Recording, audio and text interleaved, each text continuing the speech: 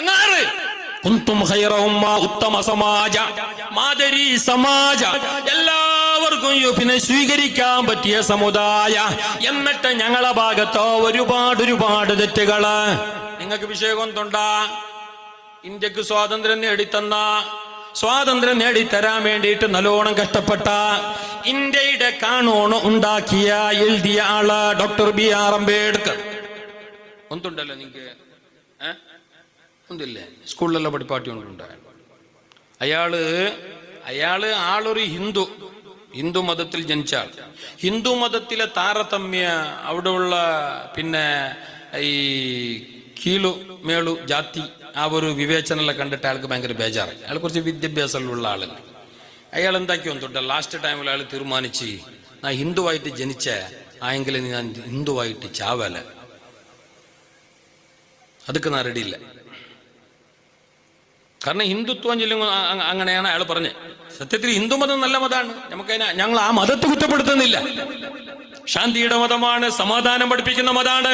ആളെ നോക്കാതെ കൊല്ലണമെന്നോ, ഒരു ഗ്ലാസ് വെള്ളം കുടിച്ചതിന്റെ പേരിൽ നിഷ്ഠൂരമായി കൊല ചെയ്യണമെന്നോ, അതല്ലെങ്കിൽ ജയ് ശ്രീറാം വിളിപ്പിച്ചിട്ട് അയാളെ പീഡിപ്പിക്കണമെന്നോ, അതല്ലെങ്കിൽ വെള്ളം കുടിക്കാൻ വന്നയാള് ക്ഷേത്രത്തിന്റെ പറമ്പില്, ദേവസ്ഥാനത്തിന്റെ പറമ്പില് വെള്ളം കുടിക്കാൻ വന്നയാള് ദലിതനായി പോയി എന്നതിന്റെ പേരില് ഭീകരമായ നിലക്ക് കൊല ചെയ്യണമെന്നോ ഹിന്ദു മതം പഠിപ്പിക്കുന്നില്ല. ഹിന്ദു മതത്തിന്റെ ആശയം ശാന്തിയാണ്. ഓ സർവോ ജനസുഖിനോ ഭവന്തോ, എല്ലാവർക്കും സുഖമുണ്ടാവട്ടെ, എല്ലാവർക്കും ശാന്തി ലഭിക്കട്ടെ, എല്ലാവർക്കും നന്മ വരട്ടെ, അതെ എല്ലാവർക്കും ശാന്തി. ഇതാണ് ഹൈന്ദവ മതം. ആ ഹൈന്ദവ മതത്തിൽ തീവ്രവാദം ഭീകരവാദം ഒന്നും ഇല്ല. പിന്നെ ഡ്യൂപ്ലിക്കേറ്റ് അത് എല്ലാത്തിലും ഉണ്ട്, എല്ലാത്തിലും. പിന്നെ ഇസ്ലാം തീവ്രവാദം പഠിപ്പിക്കുന്നു, ഭീകരവാദം പഠിപ്പിക്കുന്നു, അങ്ങനെ എന്ത് ചൊല്ലണ്ട. ഭീകരവാദ തീവ്രവാദം ഒന്നും ഇസ്ലാമിലും ഇല്ല, ഒരു മതത്തിലും ഇല്ല. പിന്നെ ആ പേര് വെച്ചിട്ട് എന്തോ ആക്കിയെങ്കിൽ അങ്ങനെ മാത്രം സ്വന്തമായി. ഇന്ത്യ കണ്ട ഏറ്റവും നല്ല പ്രധാനമന്ത്രി, ലോകം കണ്ട സൂപ്പർ ഗ്ലാമറുള്ള പ്രധാനമന്ത്രി എന്ന് ഗിന്നസ് റെക്കോർഡായ ആള് രാജീവ് ഗാന്ധി ഇന്ത്യയുടെ പ്രധാനമന്ത്രിയായിരുന്നു. ലോകം കണ്ട പ്രധാനമന്ത്രിമാരിൽ ഗ്ലാമർ കൊണ്ട് 1-ാം സ്ഥാനം അലങ്കരിച്ചയാൾ. അയാളത്ര ചന്തത്തിന്റെ ഒരു പ്രധാനമന്ത്രി ഇന്നോളം ലോകത്ത് വന്നിട്ടില്ല. ഇപ്പൊ ഉണ്ടോ ഇല്ലെന്നറിയാല, ഇപ്പത്തോനക്ക് എന്തെങ്കിലും ചന്തയില്ല പോട്ടെ. അല്ല, നിങ്ങൾ അത് ചിന്തിച്ചിട്ട് തലമുണ്ടാക്കണ്ട.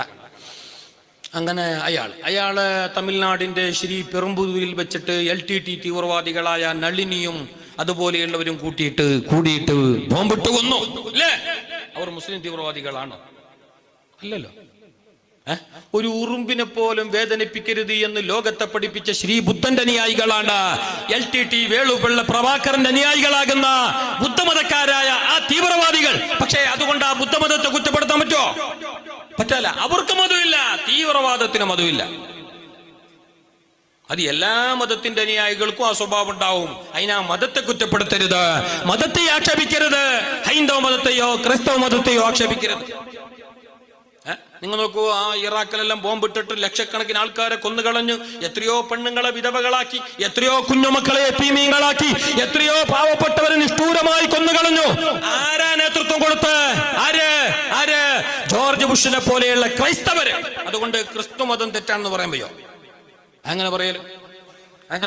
ഡൽഹിയുടെ തിരുവോരത്തുള്ള ലൈബ്രറിയിൽ വെച്ച റീഡിംഗ് റൂമിൽ നിന്ന് വായന റീഡിംഗ് കഴിഞ്ഞ് പുറത്തു വന്ന ഇന്ത്യയുടെ ഉരുക്കു വനിത, ഉക്കിണ മഹിള, ഇന്ത്യ കണ്ട ഏറ്റവും നല്ല പ്രധാനമന്ത്രി, അതേ ഇന്ത്യയുടെ പ്രിയദർശിനി ശ്രീമതി ഇന്ദിരാഗാന്ധിയെ വെടിവെച്ച് കൊന്നത് അംഗരക്ഷകരായ സിഖ് മതക്കാരാണ്, സിഖുമാരാണ്.